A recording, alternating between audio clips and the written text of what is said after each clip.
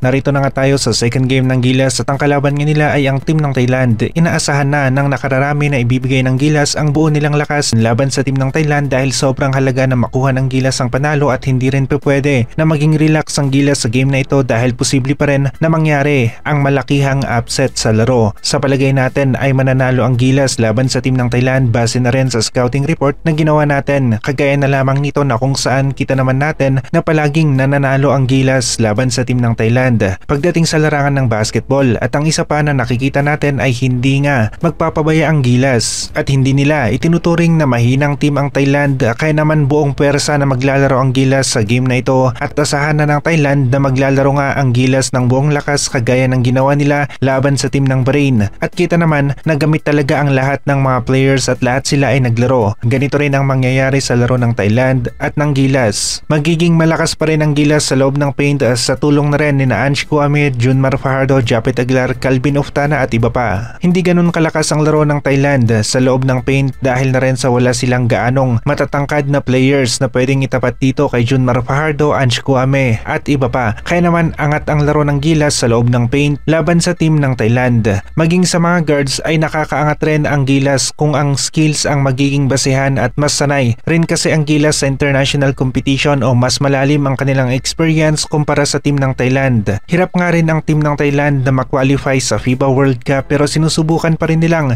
iangat ang antas ng kanilang laro sa larangan ng basketball. Kitang-kita nga rin na hindi nagpapabaya ang Gilas sa talagang nag-iinsayo ang mga ito ng mabuti kahit na sino pang team ang kanilang nakakalaban, mahina man o malakas. Hindi naman natin sinasabi na mahina ang Thailand dahil pwede pa rin silang manalo laban sa Gilas at nakakaangat lang talaga ang Gilas sa experience at talent kontra sa team ng Thailand ngayong 2023 Asian Games. Kapag nagawa ng Gilas na manalo laban sa team ng Thailand at lalong-lalo na sa kanilang ikatlong laro dito sa Group C, laban naman sa team ng Jordan ay diretso na ang Gilas sa quarterfinals knockout game at magiging advantage ito dahil magkakaroon sila ng oras para sa konting pahinga at adjustment kasabay na rin ng pag-scout at pagbuo ng magandang plano na gagamitin nila sa quarterfinals. Kung sakali naman na hindi manalo ang Gilas laban sa team ng Jordan at ito ay kung sakali lang dahil alam naman natin na 50-50 ang larong ito at identical o halos magkaparehas ang kabuuan ng team ng Jordan at ng Gilas kaya mapa-high talent at sa mga play at good decision making na lang magkakatalo. Kung sakali nga lang na mapunta ang Gilas sa top 2 ay yung top 2 at top 3 ng Group C ay magkukross laban sa top 2 at top 3 naman ng Group D at ang mga teams na nasa Group D ay ang Japan, South Korea, Qatar at Indonesia.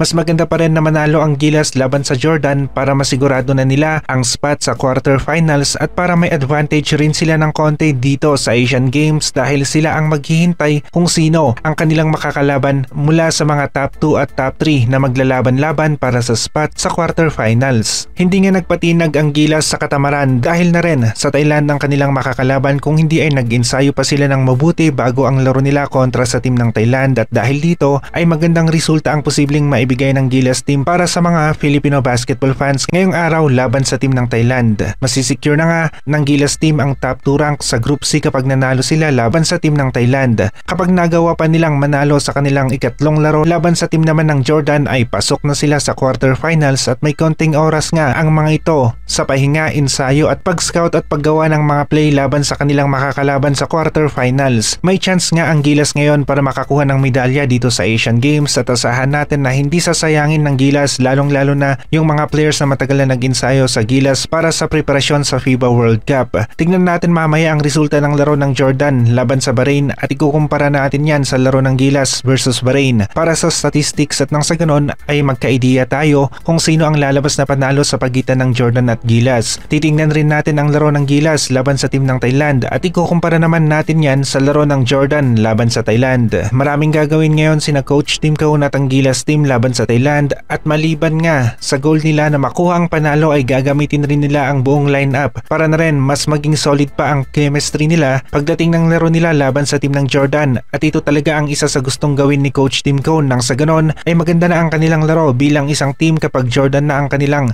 nakalaban at kapag nasa quarterfinals na rin sila dahil sa stage na ito ay mas magiging intense pa ang mga laro dahil na rin bawal na ang matalo simula sa quarterfinals. Kung gusto nilang mag-uwi ng medalya para sa ating bansa, magiging mahirap ang mga laro pero nakikita naman natin na kaya ng Gilas team at may lakas ang buong team ngayon mapa players at coaching staff para nga umabot sa medal round. Matagal-tagal na rin tayong hindi nga nakakuha ng medalya sa larangan ng basketball sa Asian Games at mukhang ito na nga ang pagkakataon ni na Coach Tim Cone at ng Gilas team na makakuha ng medalya sa Asian Games. Prediction natin, Gilas ang mananalo laban sa team ng Thailand at posible pa rin ang upset para naman sa team ng Thailand, kaya naman nag-iingat talaga sina Coach Tim Cone at ang buong Gilas team.